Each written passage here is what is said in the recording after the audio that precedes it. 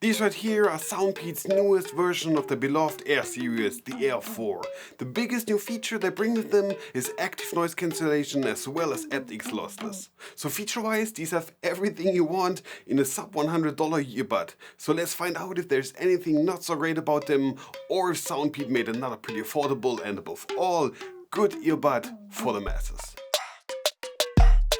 And this video is sponsored by Audio.com. More on that later in this video. So Soundpeats was kind enough to send me this pre-production unit roughly a month before its official release date. So I had plenty of time to try and test them to its fullest. Let's start with the charging case, which comes in Soundpeats' typical colors, matte black and this copper gold finish, which I actually really like on their products.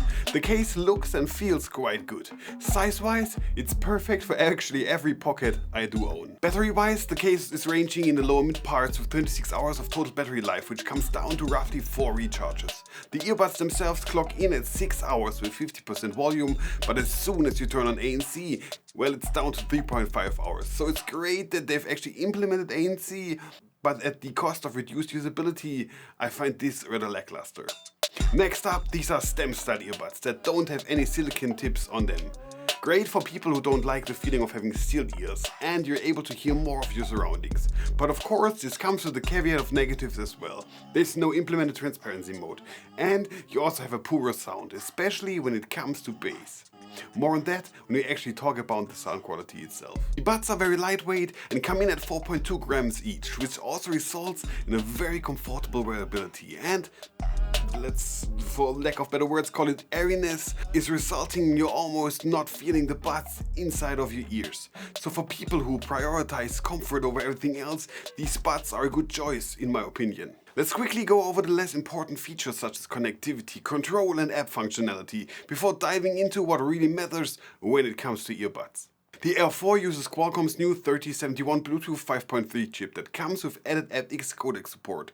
So as said in the beginning, everything you could want in terms of codecs is on board. Connectivity is fast and pairing with 2 other devices at the same time wasn't a problem at all. Multi-point support has actually finally arrived, even in budget earbuds. Control-wise, the Air 4 works flawlessly and I haven't had any problems.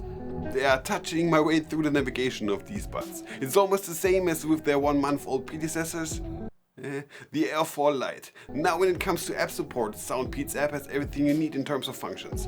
And to my surprise, they also added a roughly 2-minute long listening test to the app, which lets it generate a pleasant sound curve for you to enjoy while actually using the earbuds. Now let's actually talk a bit about the elephant in the room.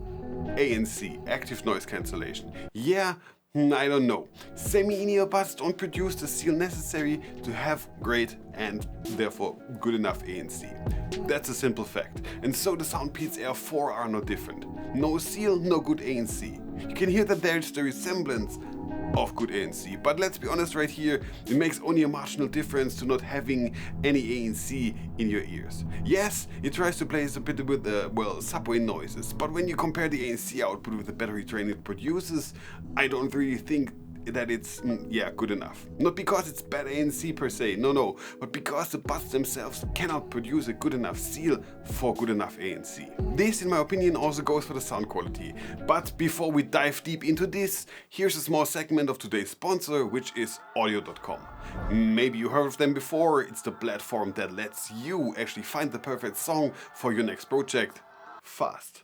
I, for example, needed a couple of fresh songs not only for this review, but also for reviewing the sound quality. So I went to Audio.com and found thousands of high quality songs by almost 450 plus artists. It's really easy to find the perfect song for your next project. And I mean it. You just click on music, search for whatever you feel like. For example, I found this song by Chill Winston called Astro Boy, which is a fantastic mix of chill and hip hop beats and was perfect for testing the bass portion of the headphones. And all of this fantastic music by great artists comes in at one, and yeah, one is actually the keyword here, affordable yearly price point of $199 per year.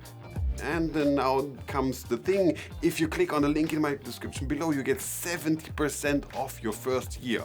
So 70% off $59 for 1 year of fully licensed high quality music for all your YouTube needs, including their vast library of 30,000 sound effects. To me, this is a great deal. Thanks Audio.com for sponsoring this video.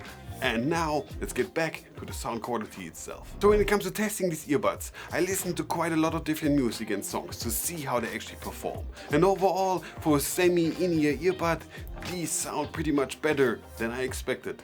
And let's start with the bass first, which I often mostly don't do, which most often for a regular consumer is the most important metric when it comes to actually earbuds. I have to say, I'm a bit baffled. Soundpeats Air somehow deliver a good bass. It's nothing super well spectacular or something you've actually never heard before, but for a semi-style in-ear earbud, this is good. Listening to electronic music on these was quite okay. It's actually better than most other earbuds of this type and price range. And this also goes for the mids and the highs. Yeah, they are fine in my opinion as well. The highs are a bit set back in the overall mix, so they don't feel super direct when, but the mids are therefore much more present, and that is also where most of the users' music for these earbuds actually sit. So all in all, Soundpeats did a great job in making these clear and very appropriate to its future user base. What I actually haven't mentioned yet, but I don't know why, is the dynamic driver size of 13mm for those who are actually interested in it. Finally, here's the mic test of the Soundpeats Air earbuds. I'm right now walking to my apartment looking at different things, such as my pair of Quest 2 headsets, which I haven't used in a bit. I think I need to play some more Beat Saber soon.